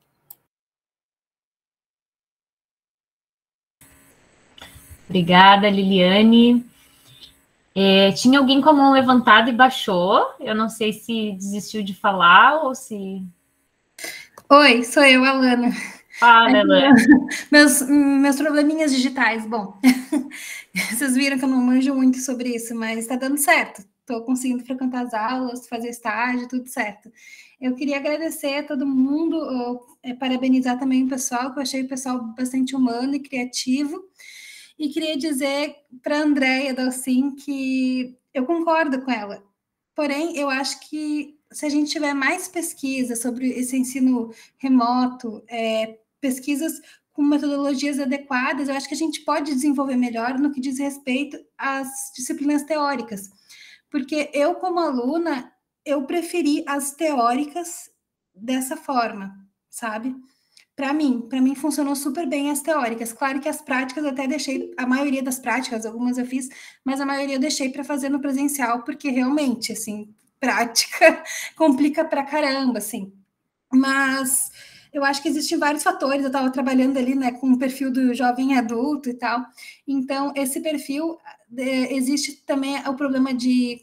Tem todo o nosso contexto pandêmico, que é muito sensível, muito delicado, e também essa questão de alguns ter problema na internet, como eu, outros moram longe. Então, são vários fatores, às vezes, que o remoto ele pode complicar por um lado, mas também pode facilitar pelo outro. deixo claro que, na minha visão, em relação a disciplinas teóricas, além de ver mais pesquisas para melhorar nisso, porque eu acho que todos nós estávamos completamente despreparados, e não falo só dos professores, dos alunos também. Foi um susto para todo mundo, né? Para os técnicos, para todo mundo. E também, para esse tipo de aula que seria remota, acredito que a gente pode contar também com o pessoal do audiovisual, porque faltou muito isso, sabe? Foi muito difícil editar aula, eu não tinha dificuldade em fazer roteiro para aula, porque eu acho que é necessário, quando a gente está assim, num contexto virtual, a gente precisa saber, a gente tem que fazer menos tempo e mais coisas em menos tempo, assim, é uma coisa muito intensa, concentrada e muito difícil, se a gente não está preparado. Eu acho que o grande susto é o despreparo. Então, eu acharia isso, eu acho que se tivesse dinheiro, se no mundo ideal, seria ótimo os professores poder ter tido apoio, né, de edição de vídeo, ou até do pessoal audiovisual da instrumentação de roteiros para as aulas. Acredito que algumas pesquisas acadêmicas daqui para frente, né, com uma metodologia adequada, pode ser que seja benéfico em algumas disciplinas. É isso. Obrigada, Lana. Mari? Gente, parabéns, né, primeiramente, por todas as apresentações, e é muito bacana, que nem a Prof. Liliane disse, é muito bacana poder ver todas essas áreas, né, nesse espaço aqui, fazendo essas trocas. A gente sente falta, dentro da nossa própria área, a gente já sente falta de ver o que o colega está fazendo, imagina, né, dentro da universidade. Então, foi bem bacana. Ficou essa pulguinha agora, professora Andréia, Lana, que vontade de ficar falando mais sobre isso, porque eu também fico refletindo muito sobre essa questão, né, da gente utilizar esse formato, né, do ensino remoto, que a gente entende que é um formato que a gente precisou se adaptar e que isso refletiu muito na qualidade, né, e na presença mesmo dos estudantes, das estudantes, porque uma coisa é tu escolher fazer um curso à distância e um curso ser, né, todo montado para ser à distância. Outra coisa é a gente ter que dar um jeito de fazer acontecer num formato virtual, né? Então, tem toda essa discussão. Acredito que esse espaço dentro, né, da pandemia, claro, nos faz refletir muito. A Lana trouxe, assim, né, algumas coisas bem interessantes que eu até fui anotando aqui de pensar. Mas eu acho importante, assim, endossar a fala da Prof. Andréia nesse sentido de que nós estamos fazendo acontecer esse momento agora, né? A gente está dando um jeito, mas é importante reforçar que o nosso formato, né, de ensino, que é o ensino presencial, ele não deve ser visto como o ensino que é a distância, porque a gente não está no ensino à distância. Então, acho que é esse espaço que a gente tem que defender, o nosso ensino presencial. A gente precisa dessa troca. Mas o que eu queria falar, para não tomar muito o espaço, é talvez perguntar se alguns outros colegas aqui que apresentaram, né, quiserem falar, como que eles se sentem no processo de poder ser uma referência, né, nessas escolas para esses estudantes, porque eles acabam vendo os estagiários como uma referência também de uma conexão com esse lugar que é a universidade ou com outros lugares que esse corpo, né, que é o estagiário, essa presença do estagiário leva para esse espaço. Então, se eles chegaram a refletir sobre isso, tiveram algum feedback, mesmo sem perguntar, né, às vezes espontâneo, assim, natural, de algum estudante, e também como que eles veem esses estudantes como referência para um mundo diferente do qual, né, se convive. Vou dar um exemplo, né, que eu até trouxe na nossa apresentação de estágio semana passada para os nossos colegas de geografia, que é, por exemplo, na aula trabalhando sobre entendimento de mapa, elementos de mapas e mapas temáticos. Então, foi feita uma provocação, né, assim, que mapa temático você construiria, né? Como seria o seu mapa temático? O que teria nele? E para quem que tu apresentaria? E aí foi muito interessante, uma abordagem tão simples, né? Mas que, para nós, assim, às vezes passa batido, que é a construção de um mapa com banheiros públicos. Porque o pessoal da escola que a gente trabalhou, né, a EPA, são pessoas que precisam de banheiros públicos para ter a sua higiene pessoal. Eles não têm o mesmo acesso que nós temos, né, com tranquilidade na nossa rotina diária. Então, uma coisa tão simples para eles, né, assim, para nós é trivial, para nós passa batido. Então, isso, por exemplo, é uma referência de pensar enquanto uma geógrafa, por exemplo, como que eu posso trabalhar, né? Ou estudantes, assim, como que a gente pode pensar em produzir, né, pesquisa, materiais que também, né, utilizam a referência vinda das pessoas com que a gente está se relacionando aí nesse processo, né, educativo. Então, fica essa minha pergunta. Se alguém quiser comentar. Obrigada, Mari. Graciele, por favor. Lida, não sei se alguém quiser comentar a pergunta da Mariana. Não tem. Pode ser. Eu quero, só não queria furar a fila. Pode comentar. Não, eu vou dividir assim bastante, acho que do que ficou de fora, porque 10 minutos é muito pouco para falar de 30 horas, né? Então, acho que todo mundo aqui que foi fazer a apresentação sabe disso. E eu tive, na verdade, um feedback direto, assim, porque eu tenho trabalhado também há muito tempo com cursinho popular, e todo ano a gente passa para os alunos um questionário para eles falarem um pouquinho do que acharam da gente. Porque uma coisa que a gente sempre deixa aberto no cursinho é que a gente está aprendendo, e no estágio também a gente tem essa relação direta com eles sabem que a gente está ali aprendendo, tendo nossas primeiras experiências com eles em sala de aula. E aí eu tentei passar um pouquinho dessa prática, assim, eu fiz rapidinho, um questionário com eles, e eu tive um feedback, assim, muito da visão deles de quem eu era, sabe? Tipo, de como que eles viam o André que estava ali. Eu não postei, assim, porque foi muito fofinho, eu não queria perder tempo falando só dessas coisas fofinhas, mas eu vou comentar um pouquinho, que era tipo, eu sempre coloco, diga algum momento que você gostou das aulas e tudo mais, assim. E aí ela falou, meu momento favorito foi conhecer o professor, que é uma pessoa incrível, e aí a gente fica bobo com essas coisas, né? Mas em cima disso ela comentou que ela gostou muito, assim, e quem estava na minha apresentação notou que eu mantive um foco bem grande em multidisciplinaridade, né, interdisciplinaridade, que foi, de certa forma, a pedido deles, que a gente estava conversando, assim, ao longo das práticas, e elas falaram que, as alunas falaram que preferiam muito, assim, gostavam muito de quando a gente tinha essas práticas assim. Então, uma coisa que eu tentei fazer foi tentar trabalhar em volta e criticar a posição da matemática como aquela coisa desconexa do resto do mundo, né? Desconexa da experiência humana e tudo mais, assim. Eu tentei trabalhar em cima disso. E eu acho que, eu espero, na verdade, ter conseguido chegar no papel de que mude um pouquinho a visão do que é o matemático, do que é aquela pessoa que pensa matemática, que trabalha com matemática. Que eu posso falar que, assim, até eu entrar na faculdade, assim, eu tinha zero noção do que o matemático fazia.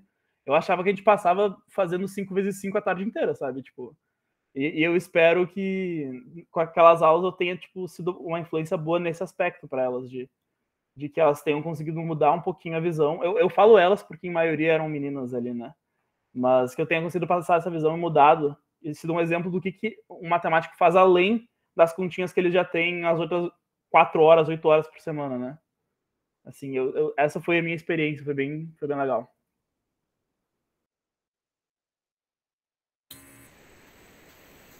Então, acho que o Douglas também se candidatou para responder. Eu vou furar a fila também, não vamos deixar a Graciele falar. Tá, não reforçando a fala da Andréia, da Lana, e também da proposta que foi a Denise, né, que colocou, deixou a pergunta. O meu relato de estágio, ele contém esse elemento da falta que a gente faz na escola ali também, né, de ter essa sensibilidade, assim. Porque a professora Joyce, ali da sala de recursos, no final do semestre, ela gostou muito das atividades, assim, ela agradeceu, assim, o que a gente fez, né? E um momento também a gente percebeu que ela posso estar enganado, mas foi a percepção que eu tive. E como está no online, falta muito essa percepção de compreender, né? Mas em um momento eu tive a impressão que ela também não sabia muito bem como que eu podia fazer aquilo, né? Me passar essa orientação de uma forma mais precisa. E acho que eu acabei ajudando ela, assim, né, nessa parte de criatividade, que ela gostou, fez caixinha, usou com outros alunos. Então, acho que isso é uma coisa que faz muita falta, assim, esse presencial nosso na escola mesmo. E fala alguém que no começo do semestre não queria presencial, porque eu não tinha tomado as 2 doses, me sentia inseguro para voltar. Agora, no final, eu já acho que a gente já tá precisando, sim, de um retorno presencial nas escolas.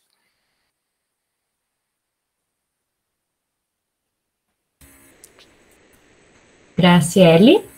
Obrigada, Douglas, pela resposta. Estou aqui me segurando, tenho muitas coisas. Agora, Graciele, por favor. Obrigada, Hélida. Não tem problema. Douglas, André e demais, muito bom ouvir a todos e a todas. É muito bom partilhar um semestre de trocas de experiências que são singulares de cada área, enfim, né? Eu fui anotando várias coisas, Douglas. Fiquei muito feliz, assim, em ver todo esse teu envolvimento, né, que tu trazes na tua fala com estratégias pedagógicas de uma área que não é a tua, né, da educação especial, né, mas que tu conseguiste buscar mediar ações e propostas que dessem conta das possibilidades deste aluno, né, e destes alunos com os quais tu trabalhaste. Então, parabéns, Douglas, fiquei muito feliz em te ouvir, assim como os demais, né, cada um com os seus desafios. E eu quero reforçar um pouco do que as colegas que já me antecederam trouxeram. Eu não sei se eu consigo fazer sob a mesma medida, né? A Andréia acho que foi muito pontual e precisa, a Liliane também, né? E o que eu mais tenho sentido falta com essa situação que é emergencial e que é remota em função do emergencial é do efeito da aula, do efeito da sala de aula. Esse efeito nós não conseguimos contemplar em uma tela, né? Porque eu não consigo observar alguns movimentos de vocês, eu não consigo ter uma reciprocidade, uma troca, como eu tenho quando estou em sala de aula, né? Com vocês, com os alunos, né? Que às vezes se dá num movimento, num olhar, né? Numa aprovação ou numa negação, enfim, e que me faz parar em momentos da aula para trocar com mais especificidade um determinado tópico. Então, quando esse ensino remoto, ele é em função da urgência e da necessidade nesse nosso tempo, mas não é esse que eu desejo para nós, para o futuro, enfim. Então, que nós possamos retornar, né, com segurança, para que a gente tenha mais essa troca, porque é muito diferente eu pegar aqui um livro da minha estante e mostrar para vocês, e eu estar em aula e levar uma mochila cheia de livros, dizer, olhem aqui, olhem esse livro aqui, vocês iriam ver o meu livro, os meus todos riscados, cheios de post-its, que é muito diferente do que quando eu pego aqui e mostro em tela. Então, isso falta muito. Mas, ao mesmo tempo, eu quero parabenizar vocês terem se desafiado, mesmo nesse contratempo e nesse contexto que é complexo, a realizarem suas práticas. Eu acho que vocês estão muito preparados para os desafios que virão futuramente na educação, principalmente quando nós pensamos em uma educação pública e de qualidade a todos nesse país. Então, eu quero reforçar isso.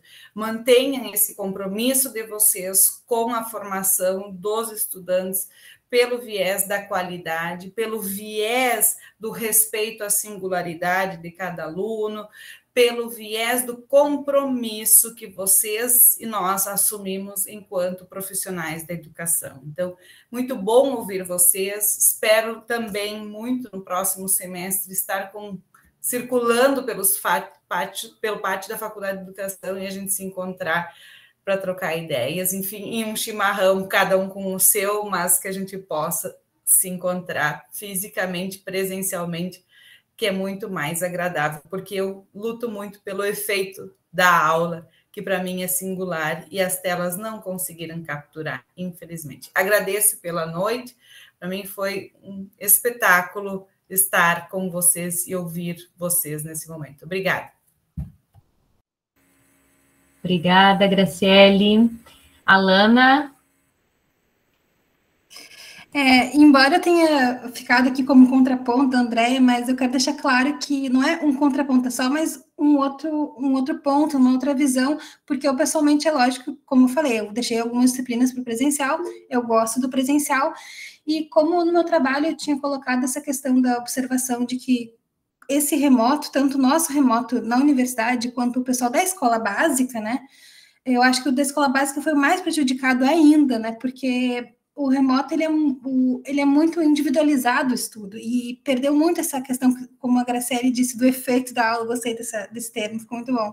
Esse efeito da aula a gente perde, claro, na universidade, mas principalmente na escola básica, onde é muito difícil para uma criança em fase de alfabetização ser meio que autodidata.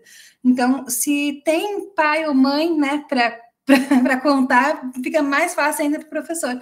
Mas se não tem, uma criança geralmente não tem a disciplina e o entendimento de como ser autodidata. Então, realmente, fica muito prejudicado, literalmente, assim. E eu estava falando de jovens adultos, que geralmente um jovem adulto é um pouco mais fácil do que uma criança, mas nada desfaz o efeito da aula. Então, eu mesma me inscrevi para falar, agora me segurei até agora. Então, assim, borbulham coisas, né? Borbulham questões, assim, é muito bom a gente ter esse espaço de troca e poder compreender as especificidades dos cursos, mas também coisas que são comuns, né? Eu acho que esse tema que foi levantado pela Graciele, pela Andréia, né, é um tema que ele é comum a todos os cursos, né, e que nós das licenciaturas precisamos conversar muito seriamente, que é do retorno presencial, né, e eu quero ser muito objetiva, como aprendi a ser com a Andréia, de que sim, precisamos defender o retorno presencial, né, diante do contexto nacional, né? Porque aí eu não posso deixar de fazer também uma análise da escala geográfica, não apenas da cartográfica, que é muito importante que os guris trabalharem uma escala cartográfica, mas a gente não pode perder de vista a escala geográfica do nosso trabalho, dos nossos posicionamentos, né? E, neste momento, uma escala geográfica do nosso posicionamento diante do contexto seria a gente se unir em torno da pauta, né? Numa análise muito aligerada e muito objetiva do retorno presencial, tendo em vista o contexto que a gente vive, né? De corte de gastos, de uma série de proposições de um Conselho Nacional de Educação, né? Permeado por agentes do mercado, né? E assim, tentando, né, para quem está em formação inicial, botar aquela pulguinha atrás da orelha, né? Tem muita coisa que a gente faz muito bacana e eu entendo muito bem essa vontade da Lana de dizer, teve um monte de coisa boa que a gente aprendeu, né? E teve muitas coisas que dá para aproveitar e que bom e que a gente leve isso adiante, né? Mas, infelizmente, diante desse contexto, às vezes a gente tem que barrar um pouquinho essa coisa de dizer que deu certo, porque diante do contexto nacional, a gente tem uma apropriação disso para transformar o conceito de educação que a gente tem hoje. E para ser muito concreta, nessa semana a gente teve uma proposta do Conselho Nacional de Educação de aprendizagem híbrida, né, que nos coloca tanto a escola quanto a universidade numa posição bem difícil, né, de ter que rever nossos planos, se for aprovada essa aprendizagem híbrida, e de que a presença física, ela não é mais totalmente obrigatória, né? A gente ainda tem que estudar para entender e se posicionar melhor como funciona isso, mas a gente está diante de um fosso que né, nós não teríamos mais só o presencial e o à distância, a gente teria uma terceira coisa que está sendo chamada de aprendizagem híbrida, né, que já era uma proposta antes da pandemia e que se acelera com a pandemia e que a gente está mais subjetivado a aceitar, né? E que num país com a desigualdade que tem o Brasil, a gente não pode perder a dimensão da escala geográfica da nossa desigualdade, defender, né, a aprendizagem híbrida, né, como modalidade de ensino que ela ainda não é, mas é que ela está prestes a ser, defender uma proposta de educação que reforça ainda mais o fosso das desigualdades, não somente entre escolas públicas e privadas, mas também entre as escolas em si, porque a gente sabe que tem uma diferença entre a rede federal, a rede estadual, a rede municipal, a gente sabe que tem uma geografia própria das escolas, de um bairro para o outro, né? O que é estar num bairro central, o que é estar num bairro periférico. Então, eu peço, assim, né, que todas essas propostas maravilhosas que vocês apresentaram, todas essas aprendizagens, né, elas também possam entrar nesse rol de uma análise geográfica das nossas práticas e das nossas escolas, contextualizada a outras escalas geográficas da educação.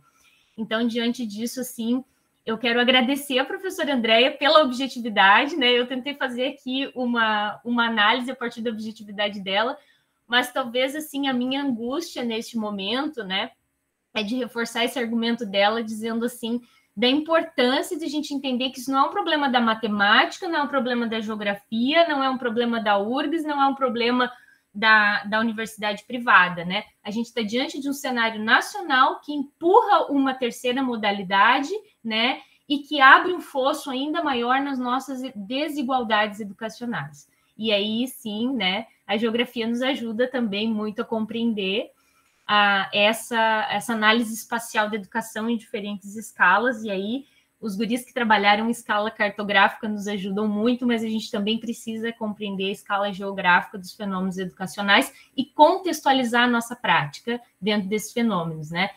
E aí materializa isso na nossa prática, né? Não é à toa que o André consegue fazer tantas coisas, né? E dar tantas aulas, e que as gurias que trabalharam na EPA conseguiram só dar 2 aulas e algumas não conseguiram dar nenhuma, né?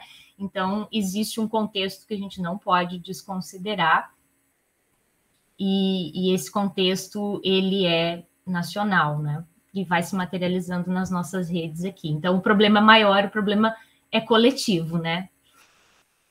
Então, Denise, não sei se também se tu quer fazer tuas considerações finais, eu tenho aqui uma penca de temas, assim, que poderiam ser elencados, também não sei se mais alguém gostaria de trazer alguma pergunta, alguma colocação. Eu fiz muitas anotações também, né? Mas eu vou selecionar uma delas. A primeira era essa que a Hélida já trouxe, então. E a outra é o quanto a gente pode, nesse momento de partilha aqui, de reflexão, né? O quanto esse momento nos mostra que muitas vezes as fronteiras disciplinares somos nós que continuamos colocando elas em pauta, né? Porque, vejam, nenhum de nós tinha combinado, né? E, de uma forma ou de outra, todos nós falamos aspectos comuns, né? Seja vindo da nossa forma de atuar e de exercer a docência nesse espaço a partir do ensino remoto, seja na perspectiva da educação inclusiva, né? E, ao mesmo tempo, esses desafios não são só da matemática, não são só da pedagogia, não são só da música, não são só da geografia. Nós estávamos todos pensando aspectos comuns, embora vindo de ciências diferentes e de propostas de estágio mobilizadas por componentes curriculares diferentes, né? E se, por um lado, a gente tem um cenário tão assustador por várias razões que já foram colocadas aqui, né? Eu também vejo como um momento em que a gente percebe que é possível, né?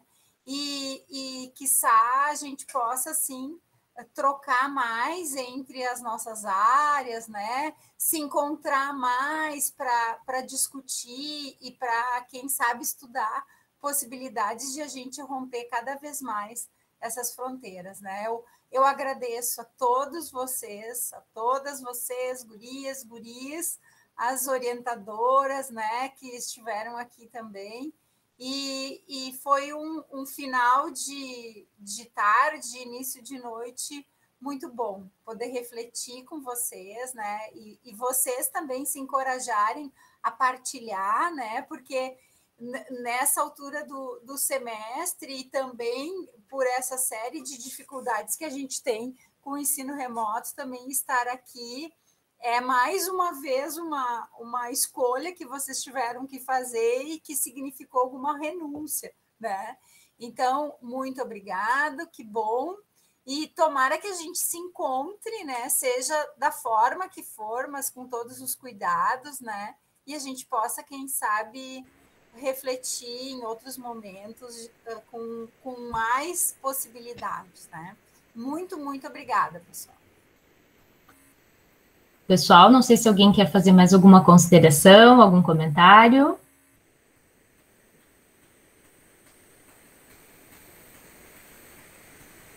Não? Então, só tenho a dizer que a gente precisa marcar que o próximo seminário também seja presencial. Um argumento muito importante é que a professora Denise, ela nos deve muitas cucas e muitos quitutes, né? Que ela mora num lugar, assim, que tem muitos quitutes, e ela já nos prometeu isso desde o ano passado. Então, a gente... Mais um argumento que reforça a necessidade, né? Do presencial. Agora a gente ia celebrar com uma mesa, com uma mesa, cuca, né? Um café, um bolo, né? Isso também está fazendo falta, né, gente? Um abraço, né? Então, isso também é um argumento que é inegável, um dos mais importantes, né, para o retorno à presencialidade. Eu fiz uma listagem aqui de temas que me pareceram muito interessantes, então só vou fazer uma leitura rápida, assim, porque foram muitas e muitas questões que vocês trouxeram essa noite, né? E a gente sai daqui assim mais fortalecido também para continuar, para vocês continuarem fazendo os estágios, né? Que tem mais estágios pela frente, para nós como orientadoras também, né? Nos encherem de ideias e também nos encherem de orgulho com aquilo que vocês apresentaram. Então, apareceram temas aqui em relação à educação especial na perspectiva inclusiva, né? Como transversalizado como uma responsabilidade também de todas as áreas, né? Apareceram questões da própria educação, né? Se pensar como inclusiva de forma mais geral. Se trouxe a questão aqui de alunos e alunas trabalhadores, não só das escolas, mas também nossos estagiários, né? Que são alunas trabalhadores, alunas mães, também apareceu, né? No curso de música. Nós também tivemos estagiárias mães no outro semestre, acho que é importante a gente trazer esse debate das alunas mães, né?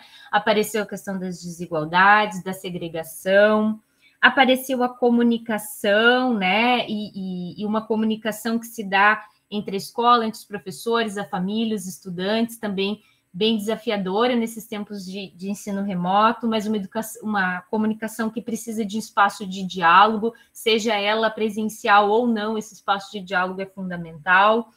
Apareceu o ensino remoto como, né, algo excludente, mas também a Lana traz também as possibilidades, as questões que a gente aprendeu com ele, né, que pode também permanecer algumas coisas, ou muitas das coisas que a gente aprendeu, do que a gente quer, inclusive do que a gente não quer também em termos de educação. Apareceu a escola aqui como produtora de conhecimento, né? Apareceu muito claramente na fala da professora Liliane, mas aparece nas apresentações de todos vocês, né? A escola como local que produz, né, conhecimento. Então, teriam muitas e muitas outras questões, né, para serem colocadas, mas eu tentei fazer aqui uma síntese, um resumão, né? E eu gostei muito, muito da ideia do estágio como espaço de surpresa. A gente trabalha muito como espaço, né, da pesquisa, não como apenas um lugar de prática, mas o estágio como teórico, né, prático. E agora eu gostei também de a gente acrescentar, né, Denise, vamos pensar, né, no estágio como lugar da surpresa, por que não, né? E que sejam de boas surpresas daqui para frente. Então, agradecemos, né, a presença de todos, de todas as apresentações. Vou parar a gravação e desejando, né, um finalzinho de semestre, um bom descanso a todos nós também. Um abraço, pessoal.